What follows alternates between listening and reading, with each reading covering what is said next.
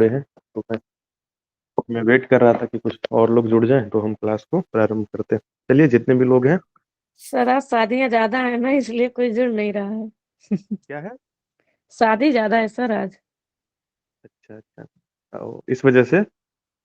जी sir. अच्छा, ठीक है, जो भी हो। तो हम आज कौन सा उपनिषद पढ़ने वाले हैं? ऐत्रेय। ठीक है, एक मिनट आप देख लो। तो हम जो आज उपनिषद पढ़ने वाले हैं वो है ऐत्रेय उपनिषद। ठीक है। तो देखो, आप लोग जैसा जानते हो, जो उपनिषद है वो क्या है? वेदों का हिस्सा है। वेदों के चार भाग होते हैं, आप जानते हो। चार भाग कौन कौन से हैं? संहिता है, ब्राह्मण है, आरण्यक है और उपनिषद है। तो आज मैं क्या करता हूँ, मैं थोड़ा आप लोगों को पीछे की बातें भी बताता हूँ ताकि आप लोगों को एक बार रिवाइज भी हो जाएगा। पीछे की बातें थोड़ा ज्यादा स्पष्ट रूप से आपको समझ में भी आ जाएगी। तो हमने क्या देखा था? संहिता जो था क्या था उसमें? संहिता में क्या होता है? जो जितने भी मंत्र होते हैं, ऋचाएं होती है, वो संहिता में लिखी जाती है ना। और फिर क्या है? ब्राह्मण ग्रंथ है। ब्राह्मण ग्रंथ में क्या होता है? कर्म कांड।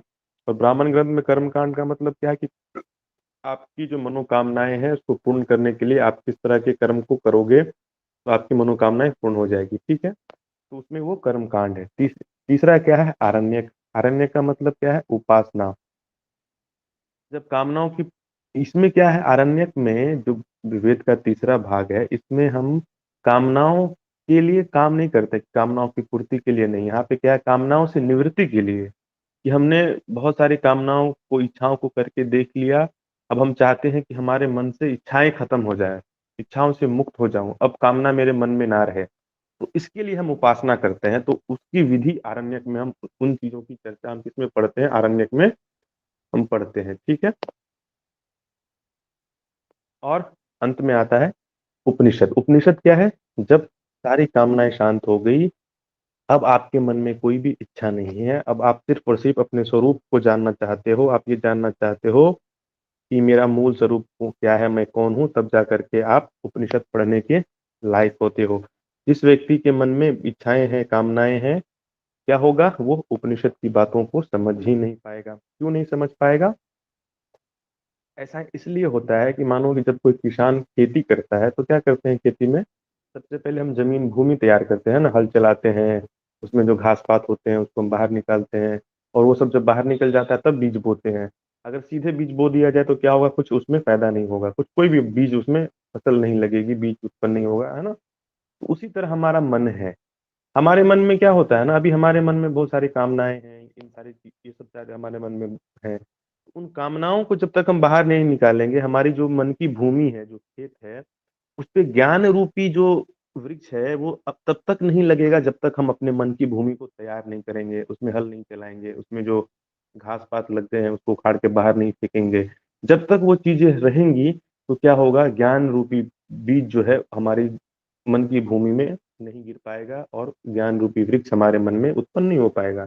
तो क्या है कि उसमें हमारे जो ऋषि मुनि थे उन्होंने क्या देखा कि कैसे हम अपने मन को तैयार किया जाए, मन की भूमि को कैसे तैयार किया जाए, मन को कैसे, ये मन की हल चलाया जाए और मन में कैसे मैं ज्ञान के बीज को बोऊं। तो उसके लिए उन्होंने क्या किया कि चार आश्रम बनाए, है ना। चार आश्रम क्या थे? आपको पहले भी मैंने बताया था। क्या थे वो? पहला क्या था? ब्रह्मचर्य, दूसरा गृहस्थ, तीसरा वानप्रस्थ और चौथा संन्यास। तो उन्होंने क्या किया कि 100 साल की कल्पना की, है ना, और 100 साल में उन्होंने ये चार आश्रम बना दिए। तो चारों आश्रम में क्या था? पहला पहला आश्रम 25 साल का, दूसरा आश्रम 25 साल का, और तीसरा भी 25 और चौथा भी 25। अब देखो, उसमें क्या होता था, जो पहला 25 साल था हम उसमें ब्रह्मचर्य का पालन करते थे। ब्रह्मचर्य का पालन करने से क्या होता था? हमारी शक्ति जो है, हम शक्ति को बचाते थे, अपने अंदर रखते थे। ठीक है। और उस देखो, इसमें क्या है कि चारों आश्रम के लिए ना एक एक वेद, वेद के जो चार हिस्से हैं, पहला क्या है? संहिता है, दूसरा आरण्यक है, तीसरा क्या है? सॉरी, दूसरा ब्राह्मण है, तीसरा आरण्यक है और चौथा क्या है? उपनिषद। तो पहले जो ब्रह्मचारी छोटे बच्चे होते थे उनको क्या कहा जाता था कि आपको सिर्फ वेद की ऋचाएं, जो संहिता संहिता भाग है वेदों का, उसको, मंत्रों को आपको पढ़ना है, मंत्रों को याद करके रखना है। और उस समय वो सिर्फ मंत्रों को ही याद करते थे, उन उस समय अर्थ के ऊपर ध्यान नहीं देते थे कि छोटे बच्चे को अर्थ आए ना आए, लेकिन उनको मंत्र याद होना चाहिए। और उसकी स्मृति तेज होती थी तो वो मंत्रों को याद करते थे। ठीक है, तो पहले 25 साल जो ब्रह्मचर्य का होता था उसमें क्या होता था, संहिता होती थी। संहिता मतलब जो मंत्र भाग है वेद का, वो बच्चों को गुरुकुल में पढ़ाया जाता था। फिर क्या हो गया, जो ब्राह्मण भाग है कर्म कांड का, अब बच्चे जो हैं जवान हो गए हैं। जवान का मतलब 25 साल के बच्चे में वासना जाग जाएगी, है ना। तो इन चीजों की अब क्या है कि उन्होंने पहले 25 साल में शक्ति इकट्ठी करके रखी है। अब क्या है कि अब वो जो उनके मन में इच्छाएं हैं, कामनाएं हैं, उनको वो गृहस्थ आश्रम में पूरा करेंगे। अपनी मन की इच्छाएं, वासनाएं जो भी है, तो क्या करेंगे, वो शादी करेंगे और अपनी शादी में जो भी एक गृहस्थ की जिम्मेदारी होती है उसको वो पूरा करेंगे, नीति के अनुकूल, अनीति के द्वारा नहीं, है ना। तो अब देखो इसमें क्या होता था कि जब व्यक्ति अपने गृहस्थ की जिम्मेदारियों को निभाता था तो उसमें क्या होता था ना कि भोग भोगने के बाद मन में वितृष्णा पैदा हो जाती थी। अब आप देखोगे कि आप जब किसी विषय विषय वस्तु का सेवन करोगे, तो अगर आप समझदार हो तो आपके अंदर उस विषय वस्तु के प्रति वितृष्णा जाग जाएगी, थोड़ा वैराग्य हो जाएगा थोड़ा, क्योंकि आपको लगेगा कि बार बार मैं एक ही चीज कर रहा हूँ, मजा नहीं आ रहा है ना, वही घर, वही झाड़ू, वही बुहारू, वही कपड़े धोना, वही खाना बनाना, वही 50 साल तक वही किए जा रहे हैं, रोज वही बच्चों को स्कूल ले जाना, है ना।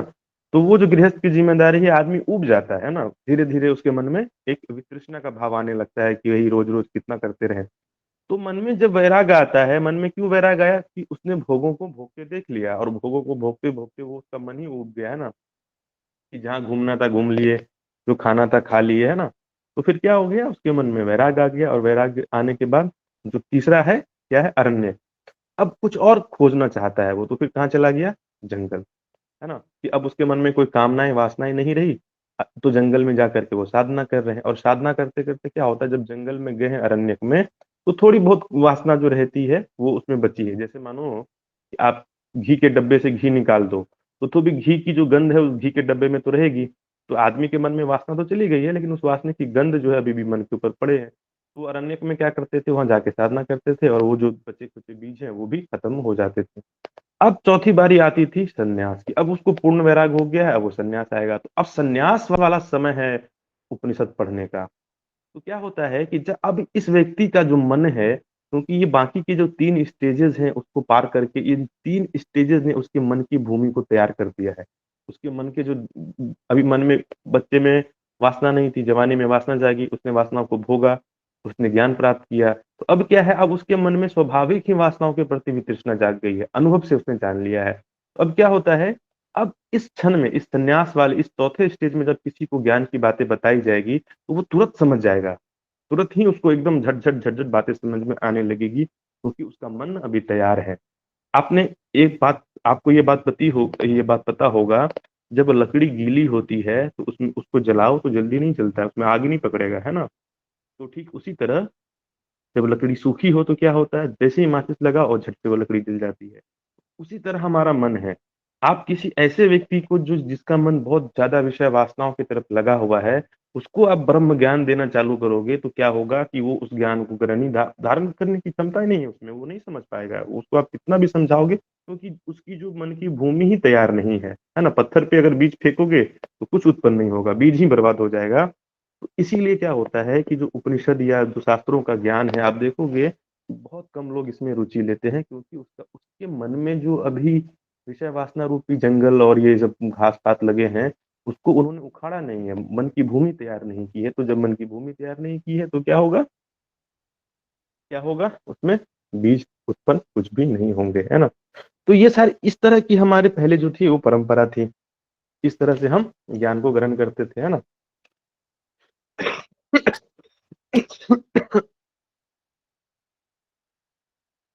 तो क्या था उपनिषद में, क्या था कि जब तक आपके मन में वासना रहेगी तब तक क्या होगा, आपको आप जो है। और दूसरा क्या होता था, एक और बात इसमें जानने वाली क्या होती है, कि अगर मानो कि आप ऐसे व्यक्ति को ज्ञान दोगे तो क्या होगा, वो अगर वो सुनेगा भी तो क्या करेगा, वो अपनी मन की इच्छाओं के हिसाब से उसका अर्थ लगा लेगा। अभी जैसे मानो किसी को ज्ञान दो, तो क्या करते हैं, हमारे मन में तो वासनाएं, हम अपनी वासनाओं की पूर्ति चाहते हैं, तो हम उस वासनाओं की पूर्ति के लिए जो है शास्त्रों का गलत अर्थ ले लेंगे। हम कहेंगे देखा शास्त्र में भी जो मैं कर रहा हूँ यही बात शास्त्र में लिखी है, तो इसका मतलब है कि मैं सही चल रहा हूँ। तो अपने रंग में उस ज्ञान को आप रंग दोगे, उस जो ज्ञान का अर्थ है उसका कुछ और अर्थ कर दोगे। तो इसीलिए क्या होता था कि पहले के जमाने में, पहले क्या, इसीलिए जो शंकराचार्य हैं या जो भी तो वो भाष्य लिखते थे कि कोई भाष्य का मतलब क्या हो गया कि जो उपनिषद की बातों जो लिखी गई है, कोई व्यक्ति अर्थ का अनर्थ न कर दे। मतलब इस श्लोक का ये मतलब है, कोई दूसरा मतलब जो अपने मन के हिसाब से कोई कुछ भी अर्थ ना लगा ले। अब इसको समझाने के लिए मैं आपको थोड़ा सा वो सुनाता हूँ। कबीरदास का एक दोहा था, तो कैसे लोगों ने जो है वो अर्थ का अनर्थ किया। आप सभी ने, ये बहुत फेमस दोहा है कबीर साहब का, आप सबने सुना होगा। क्या दोहा है? कल करे सो आज कर, आज करे सो अब, पल में परलय होगी बहुरी करेगा सब। कबीरदास का क्या मतलब है कि कल मतलब आलस आलस मत करो, कल के काम को कल पे मत टालो, है ना। जो काम जब करना चाहिए उसको उसी समय करो, क्योंकि क्या है, जीवन बहुत छोटा है, कभी भी यह मौत आ सकती है। ठीक है। अब देखो इसका अर्थ कैसे आदमी ने गलत किया। एक बार क्या हुआ, इसी को बता रहा हूँ समझाने के लिए आपको, कि एक किसी फैक्ट्री का मालिक था, ठीक है। तो उसने ये दोहा पढ़ा कबीरदास का, तो उसको लगा कि अगर मैं ये दोहा जो है अपने उसमें जाकर के अपने ऑफिस में लगा दूं, और सारे जहाँ जहाँ मजदूर काम करते हैं वहां वहां लगा दूं, और मजदूर को इस दोहा से मैं प्रेरित करूं कि कल का काम आज ही कर डालो, है ना। जो मजदूर है, अब जैसे कोई मजदूर को किसी ने नौकरी पे हायर किया हुआ है, तो मालिक क्या चाहेगा कि मेरा ज्यादा से ज्यादा काम हो करे मजदूर। तो उसने ये सोचा कि ये अच्छी तरकीब है, कबीर के नाम पे मैं मजदूर को कहूंगा जो 2 दिन का काम जो है जो कल का काम है वो भी आज ही कर दो। अभी जो करने वाले हो, आज जो करने वाले हो वो अब कर दो। ठीक है, तो उन्होंने ऐसा लगाया। उसमें से क्या था कि मजदूरों में से एक मजदूर था जो मालिक से बहुत, उनको दुश्मनी थी, उनसे नफरत करता था, और वो मालिक को पीटना चाहता था, अपने गुस्से को निकालना चाहता था, लेकिन वो रोज रोज टाल रहा था। तो जब मालिक ने ये दोहा लगाया, तो क्या हुआ, उस मजदूर ने आकर के मालिक को पीटा। ठीक है। तो फिर जब मालिक को उसने पीटा, तो मालिक ने बोला, यार ऐसी क्या बात हो गई, मैंने ये दोहा कबीरदास का लगाया, तुम इतना गुस्सा क्यों हो गए कि मुझे मारने ही लग गए। तो बोला कि साहब मैं तो आपको मारने का बहुत दिन से सोच रहा था, लेकिन मैं टाल रहा था, कल करूंगा कल करूंगा। जब आपने दोहा लगाया कि कल करे सो आज कर, तो मैंने आज ही सोचा कि आज ही कर देता हूँ, आज ही पीटता हूँ मैं आपको। तो देखो कि कैसे आदमी ने जो दोहा क्या था उसका क्या अर्थ निकाला। तो इसी वजह से ऐसा हो जाता है कि हम जो है उपनिषद की बातों का या शास्त्रों की बातों का अपनी वासनाओं के हिसाब से गलत अर्थ लगा लेते हैं। तो हम सही सही अर्थ करें, जो अर्थ जैसा है उसको वैसा करें। ठीक है, तो ये छोटी सी बात आपको, क्योंकि मुझे लगा कि जरूरी है जाननी आपको। इस तरह से उपनिषद को पढ़ना चाहिए। ठीक है, ये तरीका है कि हम पहले साधना, अपने मन को भी स्वच्छ करना चाहिए, क्योंकि स्वच्छ मन में ही आप मानो कि कोई दूध रखते हो या कोई सामान रखते हो, तो कैसी वस्तु, मानो दूध है आपके, दूध है आपके पास, तो दूध साफ बर्तन में रखोगे, अशुद्ध बर्तन में दूध को रखोगे तो क्या हो जाएगा, दूध भी अशुद्ध हो जाएगा। तो उसी तरह हमारा मन गंदा है, तो गंदे मन में गंदे पात्र गंदा है, उस गंदे पात्र में जो भी रखोगे, जो भी वस्तु रखोगे, वो वस्तु गंदी हो जाएगी। तो ठीक उसी प्रकार अपने को क्या करना है, अपने मन को शुद्ध करना है, और वो वही तरीका है। तो आज जो हम लोग उपनिषद पढ़ने वाले हैं उसका नाम है ऐत्रेय उपनिषद। अब देखो इसके पीछे एक कहानी है, इस उपनिषद के पीछे ऐत्रेय नाम को पड़ा। एक बार क्या था, एक हरिओम अशोक जी। तो क्या था ना कि एक स्त्री थी, तो उस एक ऋषि की पत्नी थी, और जो ऋषि जो जो ऋषि थे ना, उसके उसकी 2 पत्नी थी, तो ये दूसरे नंबर की पत्नी थी।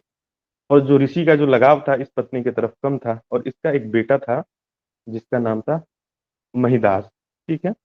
और वो जो उसका जो बेटा था, उसको कहा जाता है कि उसके पिता जो थे उसको उतना प्यार नहीं करते थे, और बच्चा थोड़ा मंदबुद्धि टाइप का भी था। तो उसकी माता जो थी अपने बच्चे को, बच्चे जो है जैसे वेदों को पढ़ रहा है तो उसको कुछ याद नहीं हो रहा है, तो माँ जो थी बच्चे को बोलती थी कि तेरा जन्म तो, तूने मनुष्य का जन्म ले लिया है, लेकिन तू एकदम मंदबुद्धि है, तुझे कुछ समझाती हूँ, तू समझता नहीं है, वेदों को नहीं पढ़ता है। तो बच्चे को ये बात थोड़ी सी वो लगी, तो फिर बच्चे ने क्या किया, वो साधना किया, और उसने साधना करते करते करते करते फिर उसको सारा ज्ञान, ये जो उपनिषद का ज्ञान है उसको ध्यान में प्रकट हो गया। ठीक है।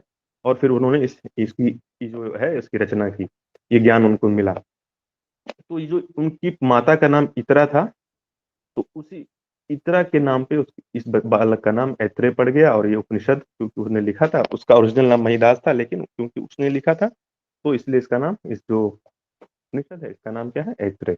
बात आप लोगों को समझ में आ रही होगी।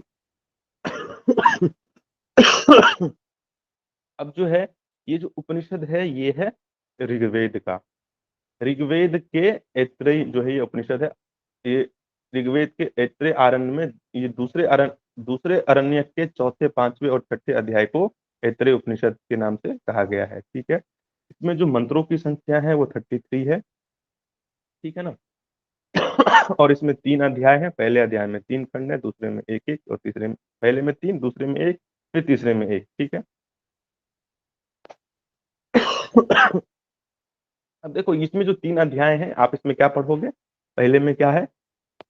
ये सृष्टि, ये जो ब्रह्मांड बनी है, ये जो दुनिया कैसे बना है, इसके बारे में ईश्वर ने कैसे बना है ना। आपके मन में जिज्ञासा कभी कभी आती होगी इतनी बड़ी दुनिया को देख करके, ये तारे को, सूरज को देख करके कि ये कैसे बना है, तो उसके बारे में हम पढ़ेंगे। और दूसरे अध्याय में क्या है कि मानव शरीर, जो हमारा शरीर है, अब मानो हमारे हमारे दिमाग में तो आता है कि हमारा जन्म हमारे माता पिता के द्वारा हुआ है, लेकिन जो पहला मानव था, जो फर्स्ट मानव था, पहला, प्रथम बार जब कोई स्त्री कोई पुरुष नहीं था, तो पहला कैसे उत्पन्न हुआ था पहली। उसकी बात तो हमें पता है कि एक मतलब स्त्री पुरुष से जन्म होते हैं, फिर माता पिता से बच्चे जन्म होते हैं, फिर उसके माता पिता, फिर ऐसे इस तरह से एक श्रृंखला चल रही है। लेकिन पहला जो फर्स्ट था वो कैसे हुआ था, है ना, पहले कैसे हुआ था वो आज हम जानेंगे। फिर क्या है, तीसरे अध्याय में उपास्य देवों की सुधा, सुधा मतलब भूख प्यास की तृप्ति के लिए अन्न का उत्पादन का वर्णन किया गया है, इन चीजों के बारे में। और इसमें ब्रह्म विद्या की प्रधानता है ना। अब देखो कि कोई आदमी, जैसे आपने योग सूत्र में पढ़ा था, हम जब भी कोई काम करते हैं तो क्यों करते हैं? कुछ इच्छाएं होती है ना, तो इच्छाएं कैसी कैसी होती है? दृष्टि या आनुश्रविक, मतलब या देखे गए या सुने गए। आपके मन में जो भी कामना जागती है, किन विषय, किन वस्तु की कामना जागती है? आपने कुछ देखा होगा तो उसको पाने की इच्छा जागती है, या कुछ सुना होगा उसी को जानने की इच्छा जागती है। तो हमारा, हम जो उपनिषद को पढ़ रहे हैं अपने ब्रह्म ज्ञान के लिए पढ़ रहे हैं। अभी हमने देखा नहीं है ईश्वर कैसा है ना, हमें पता नहीं है कि ईश्वर कैसा है, लेकिन हमने सुना हुआ है, या हम किसी से, है ना, तो कैसा है उसको जानने के लिए, उसको पाने का प्रयास करेंगे। ठीक है। तो जैसे कि जितने भी उपनिषद होते हैं वो सबके सब शांति मंत्र से प्रारंभ होते हैं। ये उपनिषद भी शांति मंत्र से प्रारंभ होगा। 1 मिनट रुको, मैं थोड़ा शांति मंत्र निकाल लेता हूँ, तो फिर शांति मंत्र को हम देख लेंगे और शांति मंत्र के द्वारा ही उपनिषद को प्रारंभ करेंगे।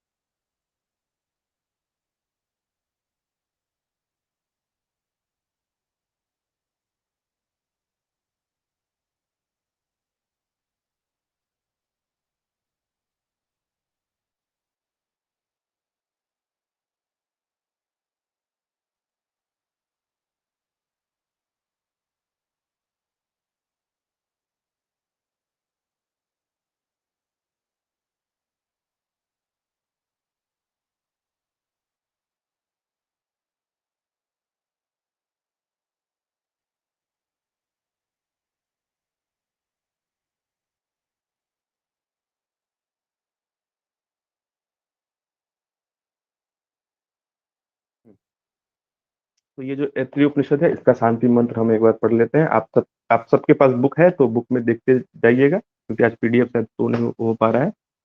तो पहला शांति मंत्र है, और जैसा कि हम क्या करते हैं, सारे शांति मंत्र का उच्चारण करते हैं, मुझे लगता है ये अच्छा है, तो हम इसको फिर इसको भी कर लेते हैं। तो ये शांति मंत्र क्या है? पहला, हर शांति मंत्र ओम से प्रारंभ होता है, तो ये भी ओम से प्रारंभ हो रहा है। ओम वांग में मनसी प्रतिष्ठा, है ना, मनो में वाची प्रतिष्ठा, वीरा वीर्यम एधि वेदस्य म अनिष्ठा श्रुतम में माँ प्राहिषि, अनेन धीतेन अहोरात्र संध्या संध्या धाम घृतम वदिष्यामि, सत्यम वदिष्यामि तन्मा वक्तु तद्वक्तारम अवतु, है ना, अब तू माम वक्तारम अवतु वक्तारम। ये है शांति मंत्र। अब ये जो शांति मंत्र है किसके लिए? सारे विघ्नों की शांति के लिए प्रार्थना की गई है। और प्रार्थना का भाव क्या है कि हे सच्चिदानंद परमात्मा, मेरी वाणी मन में स्थित हो जाए और मन जो है वाणी में स्थित हो जाए, अर्थात मन और वाणी दोनों एक हो जाए।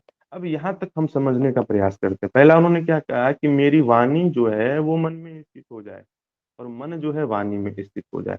अब इसको आप बहुत अच्छे से समझना। अब हम क्या करते हैं, हमारे साथ क्या होता है, हमारा जो व्यक्तित्व है वो बहुआयामी है, एक आयामी व्यक्तित्व नहीं है। सुबह में हम कुछ और होते हैं, दोपहर में कुछ और होते हैं, है ना, और शाम में कुछ और होते हैं। बोलते कुछ और हैं, सोचते कुछ और हैं, मन में कुछ आता है, करते कुछ है। अब सोचो कि आपके मन में क्या होता है कि जो जो चीजें आती है, अगर आप उन उन चीजों को सच में बोल दो तो क्या हो जाएगा? आप देखोगे कि सबसे आपका सबसे झगड़ा हो जाएगा एक ही दिन में। आप जिन जिन व्यक्ति, जो जो चीजें आपके मन में आती है, वो तो क्या होता है, आती है, आप उसको कंट्रोल कर लेते हो, आप उन्हीं चीज़ को बोलते हो जो दूसरे को अच्छा लगे, या आप देखते हो कि हाँ, ये बोलूँगा तो झगड़ा हो जाएगा, झंझट हो जाएगा, मैं नुकसान हो जाएगा हमारा। हम क्या करते हैं, हम उन्हीं बातों को कहते हैं, है ना? और कभी-कभी क्या होता है, जो आदमी नियंत्रण नहीं कर पाता है, जो मन में आता है उसको बोल देता है, तो हम उसको पागल समझते हैं, है ना? कि जो मन में आता है बोल देता है, या हम उसको बोलते हैं देखो ये इसके अंदर शिष्टाचार नहीं है। और कभी-कभी क्या होता है कि हमारे मन में ये चीज़ें आती है, आपने कुछ बोल तो दिया, मन में आया आपने बोल दिया, फिर बाद में आपको पछतावा होता है, ऐसा नहीं बोलना चाहिए था, है ना? बहुत गलत कर दिया मैंने उसको, डाँट दिया या है ना, बदतमीज़ी कर दी। या आप किसी से बहस कर रहे थे, तो फिर वो जब बहस खत्म हो जाती है, तो आपको फिर बाद में दिमाग में आता है, अरे! ये बात तो मैंने बोली नहीं, ये तर्क देता तो बहुत अच्छा होता, है ना? तो क्या होता है, यहाँ पे क्या कह रहे हैं कि हमारा जो मन है और वाणी है, उसमें समता आ जाए। अब देखो, जो बड़े-बड़े महापुरुष या ऋषि थे, उसके मन और वाणी में समता थी। वहाँ पे क्या है, इसका मतलब ये नहीं है कि हमको गुस्सा आएगा तो गुस्सा नहीं करना है। जहाँ उचित है गुस्सा करना, जैसे राम है। राम भगवान ने जब समुद्र से बोला कि रास्ता दो, उसने रास्ता नहीं दिया, तो उसने ऐसा नहीं है कि उसने प्रिय वचन बोले, उसने तीर निकाला और बोला कि हमला करना है ना? तो यहाँ पे क्या है कि उसके मन में जो चीज़ें आ रही है, उसका आचरण वाणी में भी वही आ रही है। जब मन में प्रेम आ रहा है, तो प्रेम आ रहा है। यहाँ पे कुछ रोकना नहीं पड़ रहा है। हमारे साथ ऐसा नहीं होता है। हमारे मन में हम बहुत सँभल के रहते हैं कि मन में जो आ रहा है, वो अगर बोल दूँगा, कर दूँगा, तो प्रॉब्लम हो जाएगी। तो हम क्या होता है, हमेशा इसीलिए हमारे मन में तनाव बना रहता है, हर क्षण तनाव रहता है। कभी कुछ बोल दिया, तो झगड़ा हो जाएगा, उस वजह से, और कभी पछतावा होता है कि नहीं बोलना चाहिए था, हमने बोल दिया, है ना? इस वजह से क्या होता है, हमारा मन हमेशा बँटा रहता है, 2 टुकड़ों में बँटा रहता है। तो आपके मन में क्या होता है, आप देखो, आपने ये अनुभव किया होगा कि बातचीत करने के बाद, या तो आपने किसी से बातचीत की और आपको अच्छा नहीं लगा, उसने आपकी बात को ठीक से नहीं सुना, या आप बोल रहे थे, वो देख कहीं और रहा था। तो क्या होता है, आपके मन में वो एक तरह की द्वंद या तनाव जैसी स्थिति आपके मन में आ जाती है। तो यहाँ पे ऋषि क्या कह रहे हैं कि जो हमारा मन है, वाणी में मन जो है प्रतिष्ठित हो जाए, और मन में वाणी प्रतिष्ठित हो जाए, मतलब जो मैं बोलूँ वही मैं करूँ, जो मैं करूँ वही मैं बोलूँ, जो मन में आए वही मैं बोलूँ, है ना? कि मन में कुछ आए, बोलूँ कुछ और, ऐसा ना हो। तो क्या होगा, तब आपको मन के ऊपर नियंत्रण नहीं करना पड़ेगा। आपका मन इतना शुद्ध है, निर्मल है, आपके मन में अच्छी बातें ही आ रही है। तो जब अच्छी बातें आ रही है, तो आपको रोकने की ज़रूरत नहीं पड़ेगी, है ना? जब गंदी बातें आती है, तो आपको पता है कि गंदी बातें मैं कर दूँ या गंदा आचरण कर दूँ, इसका नुकसान हो जाएगा। तो अब आचरण तो आपके करने की इच्छा है आपके मन में, लेकिन क्या है, क्योंकि आप रोक रहे हो। मन इच्छा बहुत है, लेकिन मन को रोके हो, तो इसमें क्या होता है, भीतर में तनाव तनाव उत्पन्न हो जाता है मन में, भीतर में, अपने मन के भीतर। क्योंकि आपकी गुस्सा आया, आपको मन कर रहा है कि मैं इस आदमी को पीट दूँ या गाली दे दूँ, लेकिन आप मन को रोके हो, नहीं दे रहे हो। क्यों नहीं दे रहे हो? तो फिर क्या होगा, मन में तनाव हो जाएगा। इसी बात को यहाँ पे ऋषि कह रहे हैं कि हमारा जो मन है, वाणी में स्थित हो जाए, वाणी मन में स्थित हो जाए, है ना? और फिर क्या कहते हैं कि जो सोचूँ वही बोलूँ, है ना? और उसी को वाणी में प्रकट करूँ, है ना? यहाँ तक है। और क्या कहते हैं और जो क्या कहते हैं, आगे कहते हैं कि हे मन और वाणी, तुम दोनों मेरे लिए वेद विषय ज्ञान की प्राप्ति करने वाली बनो। मन और वाणी क्या कह रहे हैं कि वेद विषय, जो वेदों में लिखा गया है, ज्ञान की साधन बनो, प्राप्ति कराने वाली बनो। तुम्हारी सहायता से मैं वेद का ज्ञान प्राप्त कर सकूँ, और मेरे गुरु से सुना हुआ, अनुभव में आया आया हुआ जो मेरा ज्ञान है, वो सदा मुझे स्मरण रहे, है ना? कि अब क्या होता है कि हम अभी पढ़ तो लेते हैं, बहुत सारी चीज़ें पढ़ लेते हैं, और क्या होता है, हम उनको भूल जाते हैं, याद ही नहीं रहता है कि हमने क्या पढ़ा है, या अभी थोड़ी देर याद रहेगा, फिर भूल जाएँगे। तो जब भूल जाओगे, तो फिर आचरण में नहीं आ पाएगा। तो हमें याद रखने के लिए क्या करना है, हमें जो भी हमने वेदों का या उपनिषद का, या जो अच्छी बातें हैं, जो भी अच्छी बातें जो हमें काम की है, तो हमारे चिंतन में वो बातें चलती रहे लगातार। अभी क्या होता है, हमने उपनिषद पढ़ा, वेद पढ़ा, या आपने कोई और भी अच्छी चीज़ें पढ़ी, किसी का सत्संग सुना, आप क्या होगा, पढ़ के उठोगे, तुरंत ही वो चीज़ें दिमाग से निकल जाएगी, और फिर कुछ और सोचने लगोगे। चिंतन कैसा चलेगा मन में? वैसा चिंतन चलेगा, जो चिंतन उलूल-जुलूल चीज़ें सोचने लगोगे, जो काम की चीज़ें हैं वो नहीं सोच पाओगे, है ना? अब ऐसा, सर अब देखो। हाँ, सर हाँ नेहा कौन जी। सा सब पढ़ा रहे हैं? Taittiriya Upanishad. Taittiriya, okay sir. Sir हम लेट में जुड़े थे ना, इसीलिए पूछे। कोई बात नहीं, अच्छा आपने पूछ लिया। तो ये तैत्तिरीय उपनिषद का शांति पाठ हम लोग पढ़ रहे हैं। शांति पाठ जो है ना, अभी शुरुआत ही किया हूँ, इससे पहले, ठीक है? इस समय से जुड़ा करिए तो दिक्कत नहीं होगी।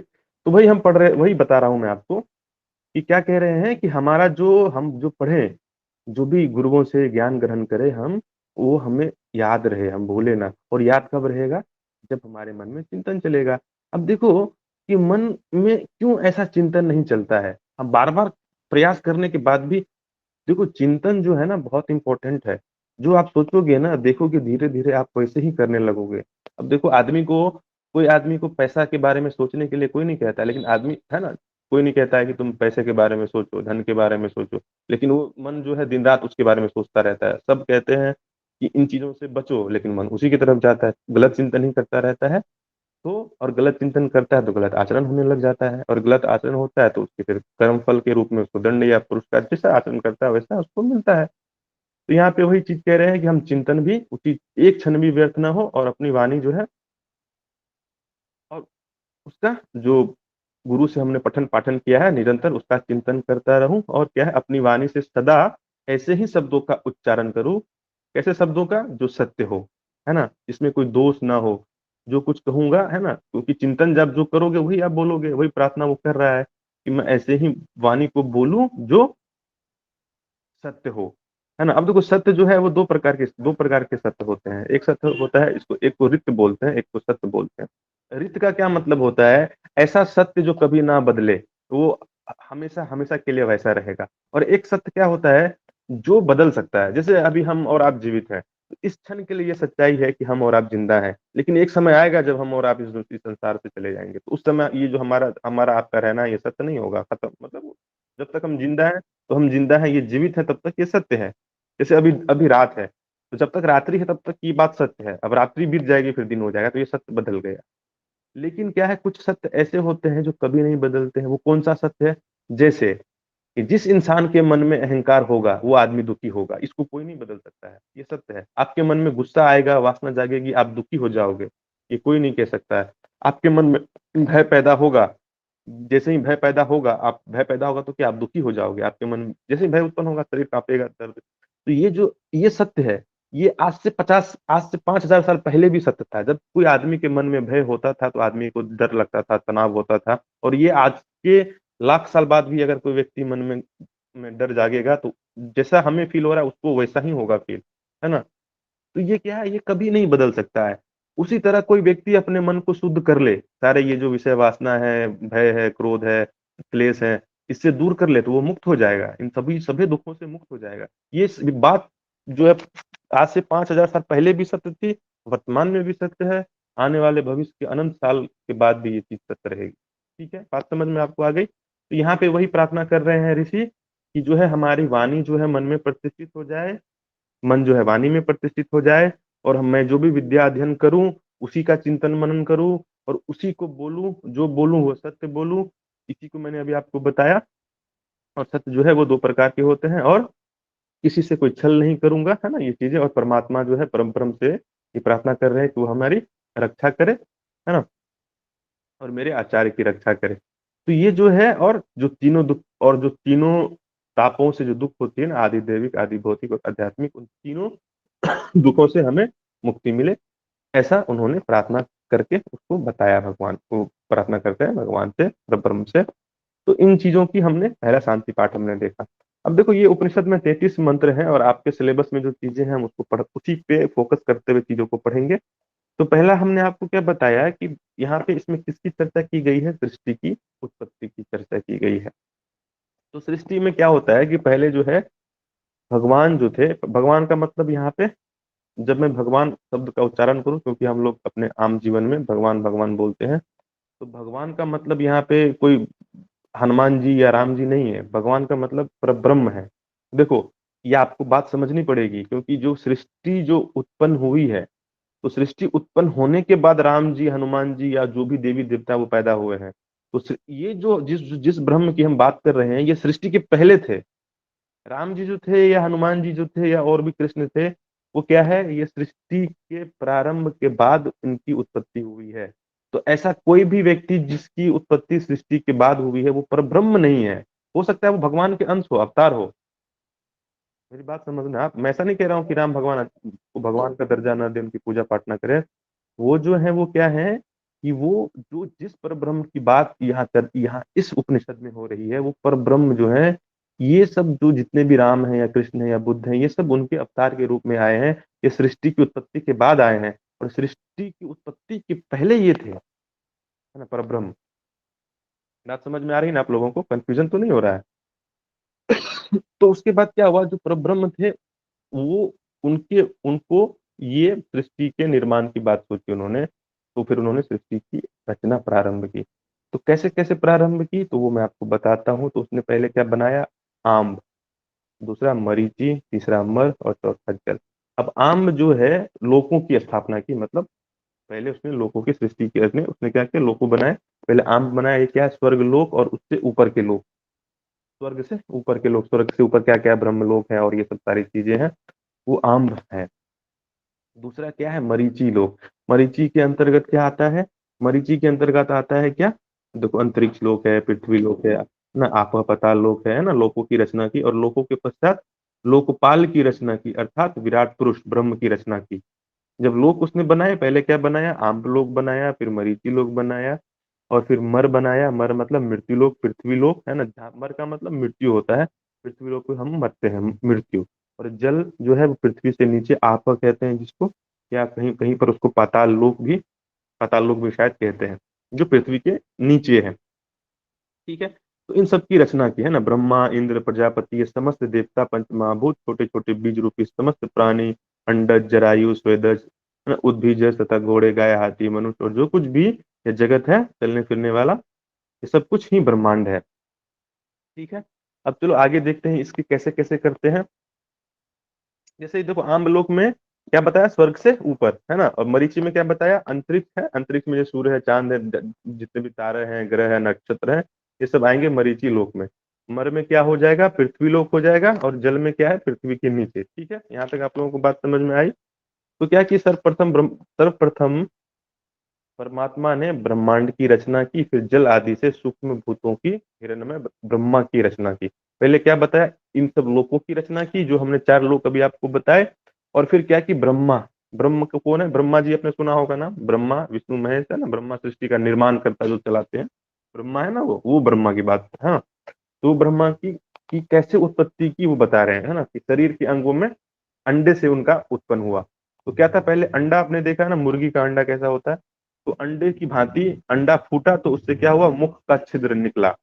ब्रह्मा की अंगों की उत्पत्ति के बारे में मैं आपको बता रहा हूँ कैसे कैसे हुआ। तो क्या बताते हैं कि जो पहला क्या था, अंडे से अंडे अंडे अंडे फूटे, और उससे क्या हुआ, मुख का छिद्र निकला। और मुख से फिर क्या हुआ, वाक इंद्रियां बनी, और वाक वाक से अग्नि देवता। फिर क्या हो गया, नासिका के दोनों छिद्र बने। फिर नासिका छिद्र में क्या हो गया, प्राण उत्पन्न हुआ, और प्राण से क्या हुआ, वायु देवता हुए। फिर क्या हुआ, फिर आंखों के दोनों छिद्र हुए, फिर आंखों के छिद्रों में नेत्र प्रकट हो गए, फिर नेत्रों से सूर्यदेव हुए। फिर क्या हुआ, दोनों कानों के छिद्र उत्पन्न हुए, और कानों से श्रोत्र इंद्रियां, है ना, और श्रोत्र इंद्रियों से दिशाएं। फिर त्वचा, फिर त्वचा से रोम, और फिर रोम से औषधि और वनस्पतियां। और फिर क्या हुआ, उसके बाद हृदय प्रकट हुआ। फिर हृदय से मन प्रकट हुआ। फिर मन से चंद्रमा हुआ। फिर क्या हुआ, नाभि प्रकट हुआ। फिर नाभि से अपान वायु, फिर अपान वायु से मृत्यु देवता। ठीक है, और फिर लिंग प्रकट हुआ, और लिंग से वीर, और वीर से जल। ये देखो यहाँ पे इसमें आपको लिखा होगा, इसमें आप इसको इसको जो है आप लोग खुद से ये नोट तैयार कर लेना, अपने हिसाब से आप एक वो बना लेना डायग्राम। और डायग्राम बना करके इसको कैसे कैसे कहाँ किससे कैसे उत्पन्न हुआ है, इसको आप लोग याद कर लेना। हो सकता है ये एग्जाम में पूछा जा सकता है, कैसे किस प्रकार से किसकी उत्पत्ति हुई है। आप लोग इसको एक बार देख लेना। ठीक है, मैं इसको एक बार फिर से दोहरा देता हूँ, कैसे शुरू से, आप फिर से गौर से सुनना मैं क्या बोल रहा हूँ। तो पहले तो क्या किया, जो परब्रह्म परमेश्वर थे उन्होंने क्या बनाया, चारों लोकों की स्थापना की, है ना। लोकों की स्थापना के बाद क्या की, उन्होंने ब्रह्मा की उत्पत्ति की। ब्रह्मा की, तो ब्रह्मा की उत्पत्ति कैसे की, तो कहते हैं अंडे से उत्पन्न हुआ। अंडे में क्या हुआ, अंडे से पहले मुख का छिद्र निकला। ठीक है, और मुख से क्या हुआ, फिर वाक इंद्रियां, जो बोलते हैं वाक इंद्रियां बनी। फिर वाक से क्या हुआ, अग्नि देवता प्रकट हुए। फिर उसके बाद क्या हुआ, नासिका के दोनों छिद्र उत्पन्न हुए, और उस नासिका के दोनों छिद्र में क्या हुआ, प्राण उत्पन्न हुआ, प्राण जो सांस लेते हैं। और प्राण वायु से क्या हुआ, देवता उत्पन्न हुए, है ना। फिर देवताओं से फिर आंखों के दोनों छिद्र उत्पन्न हुए, आंखों के पहले छिद्र उत्पन्न हुए, फिर आंख उसमें आया, फिर आंखों के छिद्रों में नेत्र। मतलब नेत्र इंद्रियां देखने की शक्ति प्रकट हुई। नेत्र से फिर क्या हुआ, सूर्यदेव हुए। ये ब्रह्मा का है, ये इंसान का नहीं, ठीक है। सूर्यदेव से फिर दोनों कानों, और फिर सूर्यदेव से क्या, फिर दोनों कानों के छिद्र उत्पन्न हुए। कानों से स्रोत इंद्रियां उत्पन्न हुई। फिर स्रोत इंद्रियों से दिशाएं उत्पन्न हुई। फिर त्वचा, फिर त्वचा से रोम, और रोम से औषधि और वनस्पति। और फिर क्या हुआ, हृदय प्रकट हुआ। हृदय से मन प्रकट हुआ। मन से चंद्रमा। फिर नाभि प्रकट हुआ। नाभि से अपान वायु। अपान वायु आपको पता है, अपने पंच प्राण पढ़ा होगा, उसमें अपान वायु की चर्चा आपने सुनी होगी। तो अपान वायु हुआ कहाँ है, नाभि में। और फिर अपान वायु से क्या हुआ, मृत्यु के देवता कौन है, यमराज, है ना, यमराज उत्पन्न हुए। और फिर लिंग प्रकट हुआ। और लिंग से वीर, और वीर से जल प्रकट हुआ। ठीक है, यहाँ तक इस तरह से जो है ब्रह्मा के शरीरों के अंगों की उत्पत्ति हुई। ठीक है। अब ये जो ब्रह्म है वो कैसा है, यही हृदय है। जो ब्रह्म कैसा है, वही हृदय है, मन है, संज्ञा है ना। वही आज्ञा देता है, वही विज्ञान है, वही प्रज्ञान है, जानने की शक्ति है मतलब। और वही मेधा है, वही दृष्टि है, वही मति है। उसी को मतलब उसका नाम बता रहा हूँ मैं, अलग अलग नाम है जो काम फंक्शन करते हैं। तो मतलब कहने का मतलब है, जैसे हमने ईशावास्य में पढ़ा था कि दुनिया में एक पूरा जितने भी चेतन जगत है वो सब ब्रह्म ही ब्रह्म है। उसी बात को यहाँ पे कह रहे हैं कि सब सब जो है हमारे शरीर में जहां भी जो भी चीजें हैं, जो भी हम मन है, संकल्प है, सोचते हैं, सोचने की शक्ति, देखने की शक्ति, मनन करने की शक्ति, है ना, स्मृति, मनोरथ, प्राण की शक्ति, कामना की शक्ति, ये सब के सब क्या है, ईश्वर है, भगवान है। आपने पढ़ा है ना, उसमें कृष्ण गीता में कहते हैं कि मैं ऋषियों में कपिल हूँ, मैं हाथी में रावत हूँ, है ना, मैं वृक्षों में पीपल हूँ। तो इसी तरह की बात यहाँ पर कि वो, इसका क्या मतलब है कि वो हर जगह है। पेड़ में भी ये भगवान है, हाथी में भी भगवान है, घोड़े में भी भगवान है, हर जगह है। और वही ब्रह्म इंद्र है, वही ब्रह्म प्रजापति है, और वही ब्रह्म पंच महाभूत है। और कैसे कैसे होता है, देखो अब यहाँ पे जो सृष्टि में उत्पन्न होते हैं, कैसे कैसे होते हैं, कुछ चीज होते हैं जो अंडे से उत्पन्न होते हैं, उसको क्या बोलते हैं, अंडजानी। ठीक है। फिर जारू जानी क्या होते हैं, यहाँ पे देखो आपको ये जो समझा रहा हूँ, क्या बता रहा हूँ कि जन्म कैसे कैसे होता है ना। एक तो ब्रह्मा का जन्म हुआ, बाकी चीजें कैसे, कुछ चीजें होती है जो, जैसे कुछ चिड़िया है, तो चिड़िया के बच्चे कैसे जन्म लेते हैं, वो अंडों से उत्पन्न होते हैं, तो उसको क्या बोलते हैं, अंडजानी बोलते हैं, जो अंडे से उत्पन्न हुए। फिर क्या, जारू जानी का क्या मतलब है, जो गर्भ से, जैसे मनुष्य कैसे उत्पन्न होता है, गर्भ से, स्त्री के गर्भ से, हम तो माता के गर्भ से बच्चे जन्म लेते हैं। तो हम क्या, मनुष्य जितने लोग, मनुष्य क्या हो गया, जारू जानी हो गया। फिर स्वेदज जानी, कुछ ऐसे हैं जो पसीने से उत्पन्न होते हैं, कुछ उसको क्या बोलते हैं, जो स्वेदज जानी, जो पसीने से उत्पन्न होता है। फिर क्या है, उदी जानी, मतलब जमीन फाड़ कर कुछ लोग उत्पन्न, कुछ ऐसी स्पीसीज है जो जमीन फाड़ कर उत्पन्न होती है। और आदि सभी प्रज्ञान स्वरूप परमात्मा की शक्ति पाकर, और जितने भी जो उत्पन्न होते हैं वो परमात्मा की शक्ति पाकर ही अपना अपना कार्य करते हैं। ठीक है। अब देखो, अब ब्रह्म के तीन आश्रय इसमें लिखा ही है। तीन आश्रय क्या क्या है, पहला क्या है, हृदय गुहा, परम धाम, और संपूर्ण ब्रह्मांड।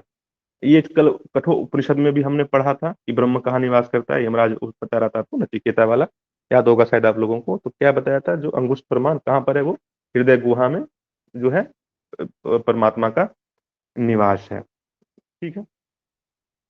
और पहला क्या है, तीन आश्रय स्थल कौन कौन से हैं, हृदय गुहा, और आकाश, जो विशुद्ध आकाश रूप परमधाम, और परमधाम क्या, सत्यलोक, गोलोक, ब्रह्मलोक, साकेत लोक, ये सब उनके ब्रह्मा के, जो परब्रह्म है उसके निवास स्थान का नाम है। और तीसरा क्या, संपूर्ण ब्रह्मांड। ठीक है। अब देखो, अब मानव शरीर की उत्पत्ति कैसे हुई, इसके बारे में थोड़ा चर्चा कर लेते हैं आप लोगों को। आप लोगों ने यहाँ तक, तो आप लोगों को बात समझ में आ रही है ना, किसी को कोई प्रॉब्लम तो नहीं हुआ ना समझने में, बताना, अगर कोई दिक्कत हो तो बताना। ठीक है। अब देखो, मानव शरीर की उत्पत्ति के बारे में कैसे कहते हैं कि परमेश्वर द्वारा रचे गए अग्नि देवता। अब क्या हुआ, ये जो जितने देवता थे, पंच महाभूत ये सब, तो क्या हुआ कि वो रहे कहाँ, है ना। अब मानो कि भगवान ने जब ये बनाई, ये सब पेड़ पौधे पहाड़ ये सब थे, उसमें क्या है, पंच महाभूत आपको पता है ना। और जो अग्नि, जो देवता हैं, देवता कौन कौन से हैं, सूर्य देवता है, वायु देवता, आपने देखा ना, जो ब्रह्मा के ऐसे पैदा हुआ है ना, सूर्य देवता, चांद, और ये सब। तो देवता रहे कहाँ, कौन सी जगह उसका आश्रय स्थल बनाया जाए, देवताओं का आश्रय स्थल। तो उसने उसने सोचा कि देवताओं ने भगवान से प्रार्थना की कि हम कहाँ रहे। तो उन्होंने पहले कुछ कुछ और उसकी रचना की, कि गाय की, घोड़े की, तो सब सारे के सारे देवता वहां पे नहीं जा सकते थे, मतलब उसमें उनको उनका शरीर फिट नहीं लगा, तो भगवान ने फिर मनुष्य की रचना की। और फिर देवताओं ने बोला हाँ मनुष्य का शरीर ऐसा है जिसमें हम निवास कर सकते हैं, हमारा निवास स्थान के लिए ये जगह उपयुक्त है। तो फिर क्या हो गया, परमात्मा ने उन्हें, जो पहले देवता थे उनको भूख प्यास से मुक्त कर दिया था, और फिर मानव शरीर की रचना की, और ये जो मानव शरीर है यही उनका आश्रय स्थल बन गया। अब देखो कि मानव शरीर में जो हम मानव शरीर में, हमारा शरीर में कौन कौन से देवता हमारे शरीर के किन किन जगहों पर निवास करते हैं और उनके वो मालिक हैं, ठीक है। तो अब देखो क्या है, अग्नि देवता। अग्नि देवता क्या है, वो वाक इंद्रियों के माध्यम से मनुष्य के मुख में प्रविष्ट हो गए। अग्नि देवता का आश्रय स्थल कहाँ है, मुख में। वायु देवता जो थे वो प्राण वायु के रूप में नासिका छिद्र में। सूर्य देवता नेत्रों में अपना स्थान बना लिया, सूर्य देवता आंखों में, नेत्र मतलब आंखों में। दिग्पाल मतलब क्या होता है, दिशाओं के स्वामी। तो दिशाओं के स्वामी कहाँ रहते हैं, मनुष्य के कान में। फिर क्या हो गया, औषधि और वनस्पति ने त्वचा के रोमों में अपना स्थान बनाया, ठीक है। क्या बताया, औषधि और वनस्पति ने त्वचा के रोमों में स्थान बनाया। और चंद्रमा जो है वो क्या है, मन के रूप में प्रविष्ट हो गया। और मृत्यु देवता जो है अपान वायु के रूप में वो गुदा मार्ग से शरीर में प्रवेश कर नाभि में स्थित हो गए। और जल देवता जो है मनुष्य के जनन इंद्रिया में वीर के रूप में है। तो इस तरह से मनुष्य की शरीर में के जो एक एक अंग है उसके ऊपर इन इन देवताओं की का आधिपत्य है। तो जब आप कभी भी कोई गलत काम करो किसी भी शरीर के अंग से, तो समझो कि उस अंग का जो देवता है, मानो जैसे आप मुख से कुछ प्रॉब्लम हो गई तो समझो कि वहां का देवता नाराज हो गया है, ठीक है। इन सभी इस प्रकार से सभी देवता जो है मनुष्य के शरीर पर अपना अधिकार जमाए हुए है, ठीक है। अब जो है लोकपालों के लिए, ये जो लोकपाल थे जो उनके लिए अन्न की व्यवस्था का, अब अन्न कैसे उत्पन्न हुआ, ये आपको भूख प्यास लगेगी तो उसके लिए अन्न चाहिए, तो कैसे परमात्मा ने देवताओं की भूख प्यास की संतुष्टि के लिए क्या किया, अन्न की उत्पत्ति की। तो अन्न की उत्पत्ति कैसे की, उन्होंने पंचभूतों, पंचभूत आपको पता है ना, पृथ्वी जल अग्नि वायु है ना, ये सब पंचभूत। तो इनको पका करके, ये जो पंचभूत है इनको पका करके अन्न का सृजन किया। अब ये जो अन्न तो बन गया, तो अन्न को ग्रहण कैसे किया जाए, तो सभी शरीर के जितनी इंद्रियां हैं वो सबने अन्न को ग्रहण करने का प्रयास किया, लेकिन वो असफल रहा। तो अंत में मुख के द्वारा अन्न का ग्रहण किया गया। बाकी कोई भी इंद्रियों के, कान के द्वारा, नाक के द्वारा तो आप अन्न को ग्रहण नहीं कर सकते हो, तो मुख के द्वारा ही अन्न का ग्रहण किया गया। अब देखो, अब जब ये सब कुछ बन गया, शरीर बन गया, देवता उसमें आ गए, है ना, अन्न का हो गया, तो फिर जो परमात्मा थे, पर ब्रह्म थे, उनको लगा कि ये मैंने तो मनुष्य का शरीर जो हमने बनाया है, इसमें मैं कहाँ हूँ। मनुष्य के शरीर में तो आंख कान नाक ये सब आ गया, देवताओं की के लिए उनका आश्रय स्थल भी बन गया। तो लेकिन जिस जो बनाने वाला है, जो परमात्मा है, वो कहाँ जाएगा, वो शरीर में तो आया नहीं। तो भगवान को लगा कि इसमें तो मेरा अंश नहीं है। तो भगवान बोले कि मैं जो, भगवान का मतलब यहाँ पे मैं परब्रह्म की बात कर रहा हूँ, पर भगवान आपको पहले ही ये बात बताई कि जब भी मैं भगवान बोलूँ, उपनिषद जब पढ़ रहे हैं तो परब्रह्म की बात हो रही है, हाँ। कभी क्योंकि हमारी आदत हो गई भगवान बोलने की, तो ये राम और कृष्ण नहीं है, ये परब्रह्म भगवान जो सृष्टि के पहले थे। तो उनको लगा कि मैंने तो मनुष्य का शरीर बनाया और मनुष्य के शरीर में सब कुछ देवताओं का आश्रय स्थल भी दे दिया, इसमें मैं तो हूं नहीं, मेरा तो कोई अंश नहीं है। तो फिर भगवान जो थे, तो परब्रह्म जो थे, वो मनुष्य के शरीर में जो जो मस्तिष्क होता है ना, मस्तिष्क में एक ब्रह्मरंध्र, आप देखना छोटे बच्चे का मस्तिष्क ना कच्चा होता है ना, जो कच्चा होता है, आप देखो कि छोटे बच्चे का अगर बच्चा एक भाग सो जाए, मतलब एक तरह से सर दबा रह जाए, तो क्या होगा, उसका सर दबा ही रह जाएगा। जब बड़ा होगा तो उसके सर का जो आकार है वो बदल जाएगा। तो क्या होता है, छोटे बच्चे, इसीलिए कहते हैं कि छोटे बच्चे को जब आप गोद में उठाओ तो बहुत संभाल के उठाओ, कि अच्छे से हाथ, पहले सर के पास हाथ रखो, फिर धीरे से। जो छोटा बच्चा होता है ना, एक दो तीन दिन का बच्चा होता है, उसको क्या कहते हैं, अच्छे से उठाने के लिए, क्यों, क्योंकि उसमें सर कच्चा होता है बच्चे का। तो क्या अब यहाँ पे इसमें क्या है, उपनिषद में, कि जो परब्रह्म थे वो क्या, बच्चे के सर के ऊपर एक छोटा सा एक ये ब्रह्मरंध्र होता है ना, जिसको सहस्त्रार कहते हैं, जहाँ पे बाल नहीं, यहाँ होता है ना, आपको बात समझ में आ रही है ना मैं जो बोल रहा हूँ, ब्रह्मरंध्र। तो उसके द्वारा जो है परब्रह्म जो है वो मनुष्य के शरीर में प्रवेश कर गए, ठीक है। और जैसे ही वो प्रवेश किए, फिर वही चेतन तत्व है, तो जैसे ही वो अंदर गए, चेतना आ गई हमारे भीतर, चेतन तत्व आ गया, ठीक है। यहाँ तक बात आप लोगों को समझ में आ गई। अब देखो, अब उसमें आगे आता है कि मनुष्य का जन्म मनुष्य का 3 बार जन्म होता है, 3 जन्म की चर्चा इसमें की गई है। एक क्या होता है द्विज, एक आपने सुना होगा द्विज, 2 बार जन्मा। तो 2 बार कौन जन्म होता, किसका जन्म होता है? जैसे देखो, बहुत सारी चिड़िया होती है, कैसे उनके बच्चे द्विज होते हैं। पहले अंडे के रूप में उनका जन्म होता है, फिर क्या होता है, अंडे को फोड़ के फिर चूजा जो निकलता है अंडे से। तो पहला तो अंडा पहला जन्म हुआ, फिर अंडे को फोड़ के जो चूजा जन्म लिया उसको उसका दूसरा जन्म कहते हैं, उसको हुआ द्विज हुआ। तो मनुष्य के जन्म कैसे होता है? मनुष्य जो है वो 3 बार कैसे कैसे होता है। पहला जन्म कब होता है उसका? एक तो क्या होता है, जो वीर जो है जो गर्भ में जाता है स्त्री के गर्भ में, तो ये उनका पहला जन्म माना जाता है। दूसरा जन्म क्या है, जब मानो कि अब गर्भ में 9 महीने जो माता के गर्भ में बच्चा रहता है, तो उसको उसका पोषण होता है, फिर उसके बाद 9 महीने के बाद जब वो गर्भ से बाहर आता है, तो क्या हो गया वो दूसरा दूसरा जन्म हुआ। ठीक है। और फिर क्या है, जब दूसरा जन्म हो जाता है तो उसके बाद वो जो बच्चा है पिता का प्रतिनिधि के रूप में अपने दायित्व का निर्वाह करता है, इस संसार में रहता है। और फिर उसकी जब मृत्यु होके दोबारा जब उसका पुनर्जन्म होता है, तो ये हो गया उसका तीसरा जन्म। ठीक है, यहाँ तक आपको बात समझ में आ गई। अब आत्मा है, उसका स्वरूप क्या है? तो क्या बताते हैं कि आत्मा जैसे एक तो जीवात्मा है और परमात्मा है। देखो इस पे लिखा भी है, जीवात्मा क्या है? जन्म जन्मांतरों की यात्रा पूरी करने वाला, हृदय गुहा में निवास करता है और परम धाम में जा सकता है। स्क्रीन पे आप देख रहे हो, परमात्मा क्या है? जो परम पुरुष, जो अपने परम धाम और संपूर्ण ब्रह्मांड में रहता है, तो जो कुछ ज्ञान स्वरूप है, यह सब परमात्मा ही है। अब देखो इसमें आपने पढ़ा होगा, ये 4 महावाक्य होते हैं उपनिषद के, है ना, 4 महावाक्य। उसमें से एक महावाक्य प्रज्ञानम ब्रह्म, जो हमारा चैनल आपको देखो प्रज्ञानम इज प्रेजेंटिंग, तो ये हमने इसी इसी ऐतरेय उपनिषद का महावाक्य है प्रज्ञानम। प्रज्ञानम जो ब्रह्मा है वही ब्रह्म ही प्रज्ञा, ज्ञान जो है वही ब्रह्म, वही प्रज्ञानम ब्रह्म। अगर मानो कि आपके क्वेश्चन आया नेट में कि ऐतरेय उपनिषद का में कौन सा महावाक्य है, तो आप क्या बोलोगे? ये प्रज्ञानम ब्रह्म, ये इसका महावाक्य है ये ऐतरेय उपनिषद का। ठीक है, इसको आप ध्यान में रखना। तो अब क्या कहते हैं, जो आत्मा है वो हृदय और मन का ही रूप है। सम्यक ज्ञान, विज्ञान, आदेश लेने की शक्ति, बुद्धि, है ना, ये सब चीजें आत्मा का ही स्वरूप है। मनीषा, वेग, स्मृति, संकल्प, मनोरथ, है ना, भोग, प्राण, ये सभी उसी एक परमात्मा शक्ति की संज्ञान कराते हैं। अब जो भी कुछ जानते हो, जो भी कुछ करते हो, मन में इच्छाएं जागती है, संकल्प जागते हैं, ये सब उसी भगवान, उसी परब्रह्म परमेश्वर की वजह से होता है। अगर वो ना हो तो ये सब कुछ भी आपके पास ये सब नहीं हो पाएगा, है ना। देखो इसमें आपको इसमें लिखा हुआ है कि भगवान, ये चीजें तभी हम कर पाते हैं क्योंकि हमारे भीतर परब्रह्म छिपे हुए हैं, है ना। हम किसी चीज को देख के हमारा ज्ञान होता है, तो इसीलिए होता है कि वो भीतर हमारे इस परब्रह्म जो है। हम आदेश देने की शक्ति इसीलिए करते हैं क्योंकि वो हमारे भीतर है। तो विज्ञान, ये सब कुछ है ना, मनन करने की शक्ति, वेग, स्मृति, संकल्प शक्ति, मनोरथ की शक्ति, कामना की शक्ति, भोग की शक्ति, ये सभी शक्तियां परमात्मा के सत्ता की बोधक है।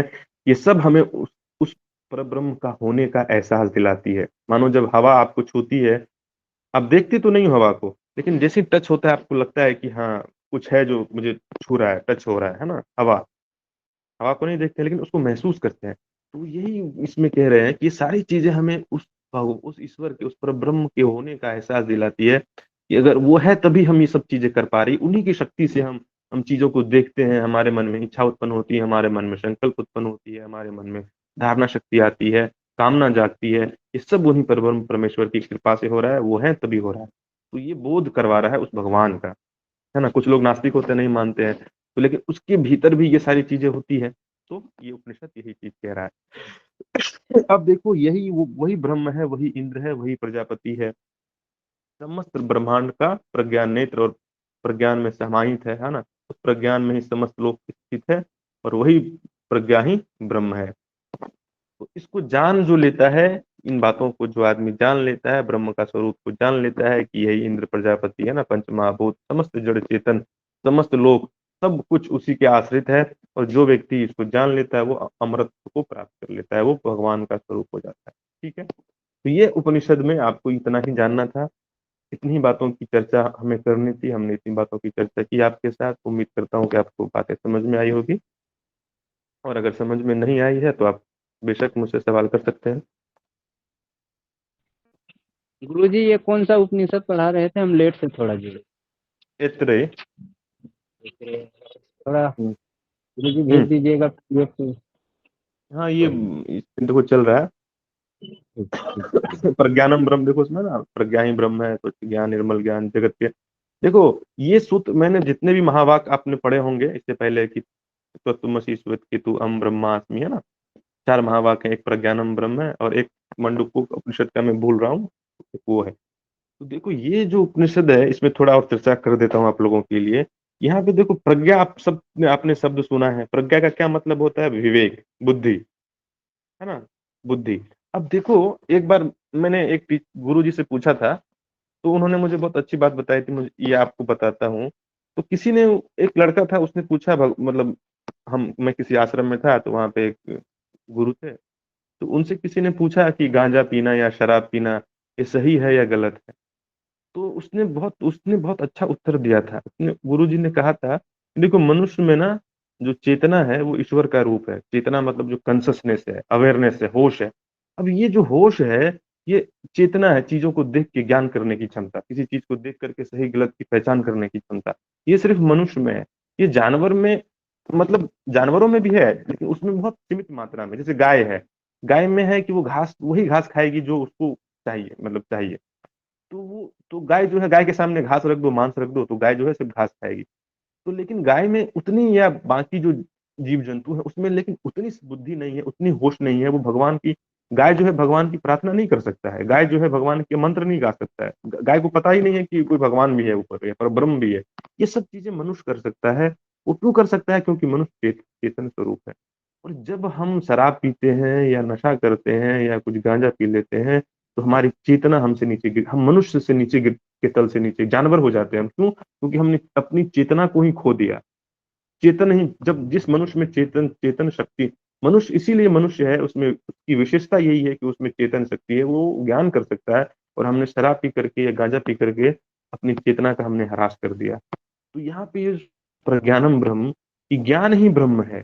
और जिस दिन आपका ज्ञान आपसे चला गया, नशे में क्या होता है, आदमी की की जो ज्ञान है, बुद्धि है, वही खत्म हो गई। तो जैसे ही आपने अपनी बुद्धि को खो दी, मतलब समझो आपने अपने भीतर के भगवान को खो दिया। तो जब जब आपकी आपकी बुद्धि कुशल है ना, जितनी बुद्धिशाली हो, विवेकशील हो, आप समझो कि आप भगवान के उतने करीब हो। प्रज्ञा जितनी आपके पास है, प्रज्ञा का मतलब यहाँ पे किसी से आगे बढ़ना नहीं है। प्रज्ञा का मतलब देखो, प्रज्ञा का मतलब ऐसा नहीं है कि मैं आपसे ज्यादा ज्ञानी हूँ, दूसरे हमसे कम ज्ञानी है। किसी की भेदभाव नहीं करना है। ज्ञान का मतलब यहाँ पे जो चीज जैसी है उसको वैसी समझना, प्रज्ञा वही भगवान है। तो यहाँ पे यही हमें करना है कि जहां आपके पास अगर जितना प्रज्ञा है, प्रज्ञावान आप बनो। क्या होता है उपनिषद में, क्या कहा जाता है, गुरु क्या कहते हैं कि हमें प्रज्ञावान बनना चाहिए, है ना, विवेकशील बनना चाहिए। प्रज्ञा हमें ऋतंभरा प्रज्ञा हमने आपको बताया था किसमें, पतंजलि योग सूत्र में, है ना।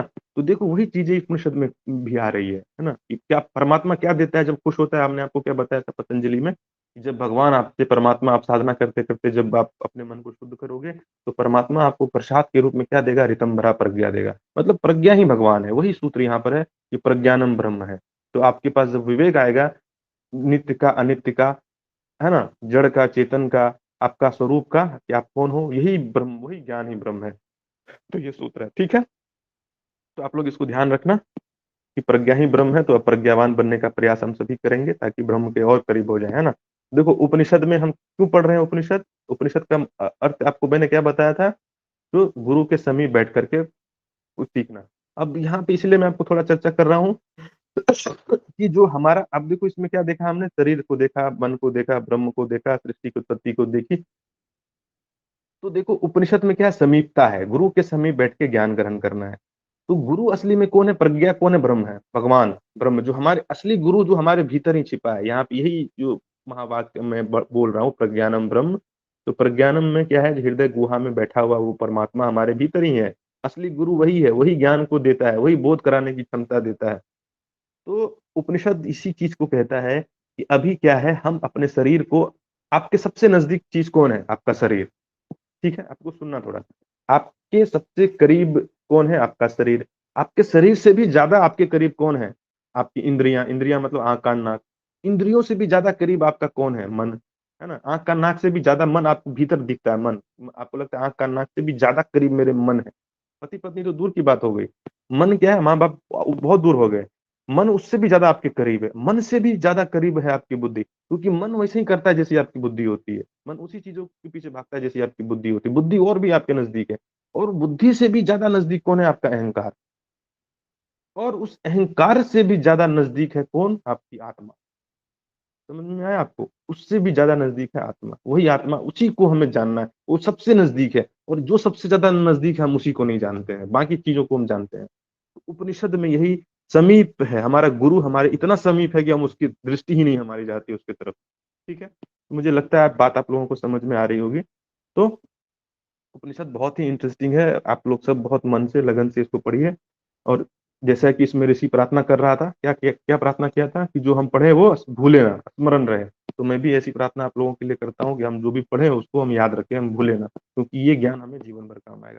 ठीक है? और कोई कुछ सवाल हो तो आप बताइए, नहीं तो हम आज का जो क्लास है यहाँ इसको खत्म करेंगे और फिर कल आपसे मुलाकात होगी। कोई सवाल किसी का? ठीक है, आप सभी का धन्यवाद आज की क्लास में जुड़ने के लिए। हम कल आपसे हम सब फिर कल मिलेंगे इस समय। ठीक है?